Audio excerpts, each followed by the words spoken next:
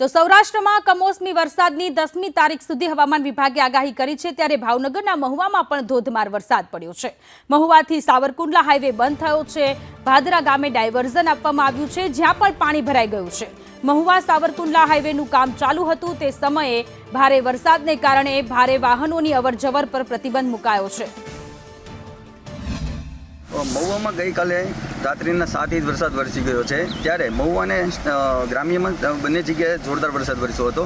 તેના લઈને આજે મહુવા સાવરકુંડલા રોડ પર ભાદરા ગામ પાસે આવેલ રોડનું કામ ચાલુ હોય તેમાં ભાદરા ગામ પાસે 2 નાળાના કામ ચાલુ છે, જેને અનુલક્ષીને ડાયવર્ઝન પણ ભાદરા પાસે બનાવવામાં આવેલો હતો, પણ વધારે વરસાદ વરસવાના લીધે હાલ ડાયવર્ઝનમાં પણ પાણી ફરી વળ્યું છે અને રસ્તો તમામ અત્યારે મહુવા સાવરકુંડલાનો રસ્તો બંધ કરવામાં આવ્યો છે। આપણે દ્રશ્યો બતાવશું કે મહુવા સાવરકુંડલા રોડ જે છે જે હાલ નાળાનું કામ ચાલુ છે અને ડાયવર્ઝન જે બનાવવામાં આવેલું છે, ડાયવર્ઝન ઉપર ટુ વ્હીલ વાહનો પોતાના જીવનના જોખમે પસાર થયેલા છે।